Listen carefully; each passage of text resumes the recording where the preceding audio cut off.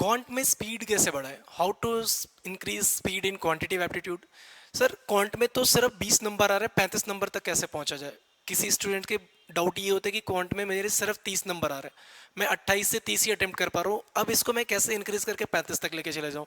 बहुत सारे स्टूडेंट्स ऐसे भी हैं जो बोल रहे हैं सर क्वांट्स में क्वेश्चन बन रहे हैं, स्पीड नहीं आ रही है। तो ये अगर आप एक बैंकिंग एस्पायरेंट हो तो आपके मन में भी ऐसा डाउट आना बिल्कुल बनता है।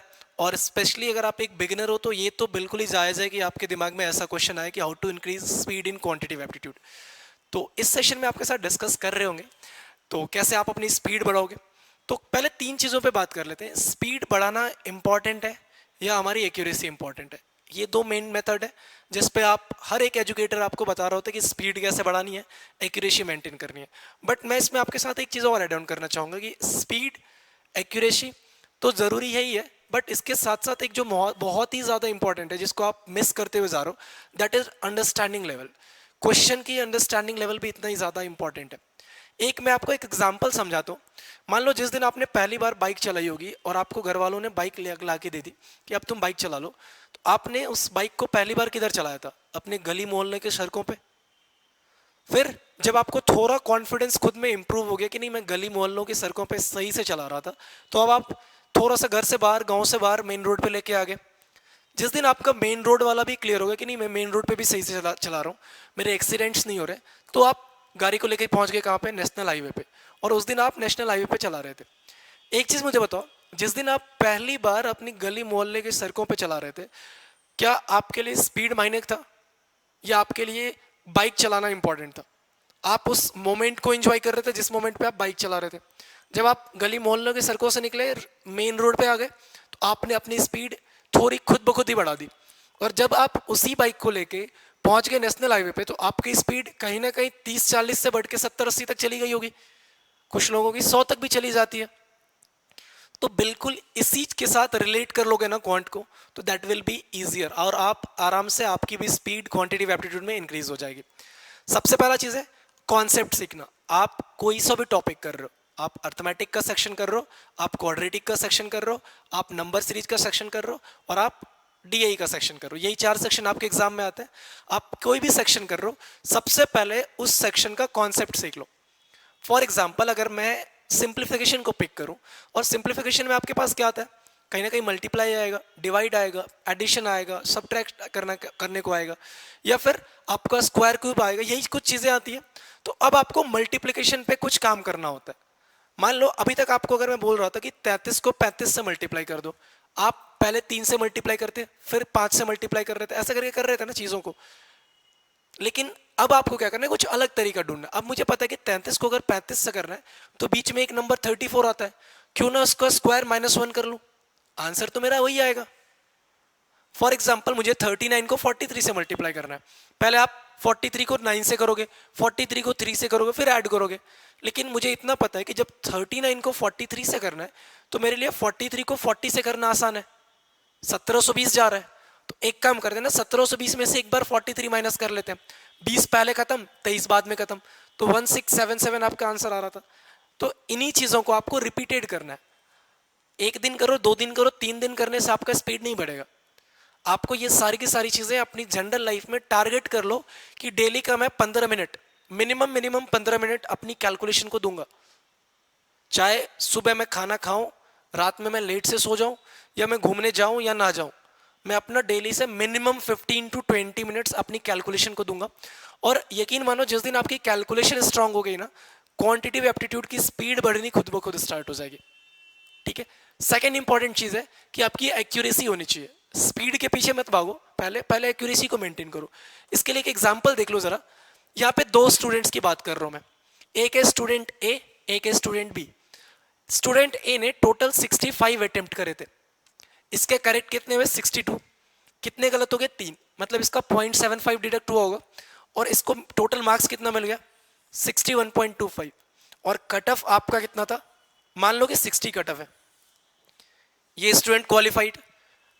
दूसरा स्टूडेंट है जिसकी स्पीड बहुत अच्छी है, उसने कितना अटेम्प्ट किया? 95। अब स्पीड अच्छी थी, इस चलते उसने जल्दबाजी में क्या किया? 65 ही सही कर पाया।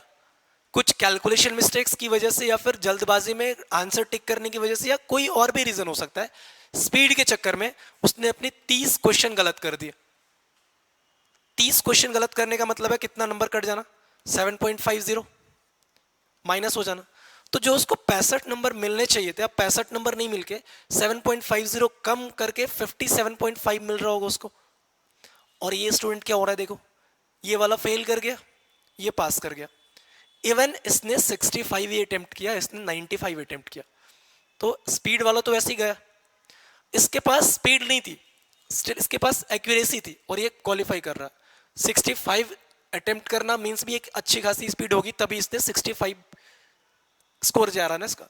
तो मैं वही आपको बताने की कोशिश कर रहा हूँ, स्पीड जरूरी है बट उससे ज्यादा जरूरी आपकी एक्यूरेसी है।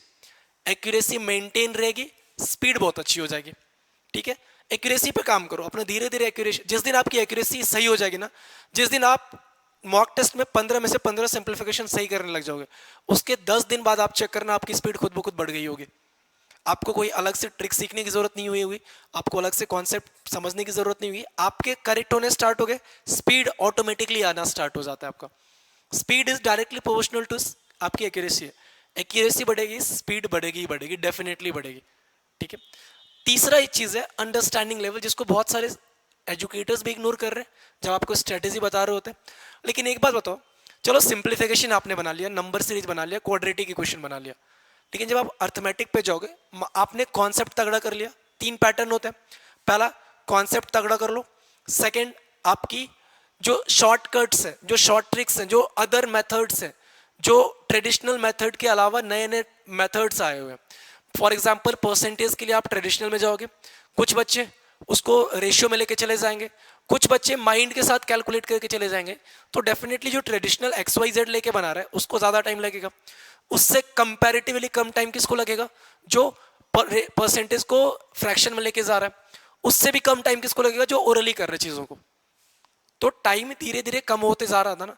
तो एक तो था कि आपको कॉन्सेप्ट सीखना जरूरी है, क्योंकि मेंस में एट द एंड आपकी स्पीड काम नहीं आएगी, आपका कॉन्सेप्ट ही काम आता है। सबसे पहले कॉन्सेप्ट सीखना जरूरी है, फिर आपको उसके अदर मेथड्स, ऑल्टरनेटिव मेथड्स जो उसको सीखना भी जरूरी है, और तीसरा आता है आपका रैंडम प्रैक्टिस। मतलब प्रैक्टिस करने में आपको कहीं भी रुकना नहीं है, जब तक कि सिलेक्शन हो जाए तब तक प्रैक्टिस आपको कंटिन्यू करनी होगी, तभी जाके सिलेक्शन होता है और तभी जाके स्पीड और एक्यूरेसी आती है। अब मान लो आपकी स्पीड भी है, अब आपकी एक्यूरेसी भी है, लेकिन आप क्वेश्चन को ही नहीं समझ पाए। आपके पास एक अर्थमेटिक का क्वेश्चन आ गया, टाइम एंड वर्क का, आप उस क्वेश्चन को फिगर आउट ही नहीं कर रहे हो कि how to start this question. और जब तक क्वेश्चन स्टार्ट नहीं होगा तब तक स्पीड नहीं आएगी ना आपकी, किसी भी तरीके से स्पीड नहीं आएगी, कितना भी अच्छा कॉन्सेप्ट होगा आपका, क्वेश्चन की अंडरस्टैंडिंग नहीं है, यू विल फेल देयर, और आप वहीं पे रुक जाओगे, फंस जाओगे क्वेश्चन में। तो बहुत इंपॉर्टेंट है, मिस मत करना, अंडरस्टैंडिंग लेवल होनी चाहिए। अंडरस्टैंडिंग लेवल को इंक्रीज करने के लिए what you have to do is, आपको मेंस लेवल के क्वेश्चन ज्यादा अटेम्प्ट करने, बनाना नहीं है। जरूरी नहीं कि आप पहले दिन मेंस का क्वेश्चन लेके बैठोगे आपसे बन ही जाएगा, नहीं बनेगा, बट आप पूरा को पूरा क्वेश्चन पढ़ो, आपके माइंड में एक कैलकुलेशन तो चल रहा होगा ना कि अच्छा इसको इस तरीके से बना सकते हैं। बनाना नहीं है, फिर आप सॉल्यूशन जाके देखो कि जो कॉन्सेप्ट के साथ आप सोच रहे थे और जिस कॉन्सेप्ट के साथ सॉल्यूशन में बता रखा है, इज इट सिमिलर या फिर डिफरेंट है। अगर डिफरेंट है तो आपको फिर ये भी फिगर आउट करना पड़ेगा कि कौन सा मेथड आसान है, कौन सा मेथड ज्यादा टाइम टेकिंग नहीं है। ठीक है, तो इन 3 चीजों पे आपको काम करना है, और अगर इन 3 चीजों को आपने सही से काम कर लिया तो आपकी स्पीड डेफिनेटली बढ़ रही होगी। You will score 35 out of 35 also. और मैंने भी आपको पहले बता रखा है, मेरी भी स्पीड नहीं थी अच्छी, मैंने भी इन्हीं सारी चीज़ों पे काम करके अपनी स्पीड बढ़ाई है। तो अगर आपका कोई और भी डाउट है क्वांटिटेटिव एप्टीट्यूड लेके, बैंकिंग एग्जाम रिलेटेड कोई सा भी डाउट है, मॉक टेस्ट में स्कोर नहीं जा रहा, कोई भी जिस भी तरीके का आपका डाउट है, आप कमेंट सेक्शन में जरूर बताना, नेक्स्ट वीडियो में उसी पे लेके आऊँगा। और अगर ये वीडियो पसंद आई हो तो लाइक ज़रूर कर देना, डेफिनेटली कर देना, और दोस्तों के साथ शेयर करना। चैनल पे अगर नए हो तो सब्सक्राइब कर लेना, ऐसे इन्फॉर्मेटिव वीडियोस आपके साथ शेयर होती है। मिलते हैं नेक्स्ट वीडियो में, till then take care, bye bye, thank you.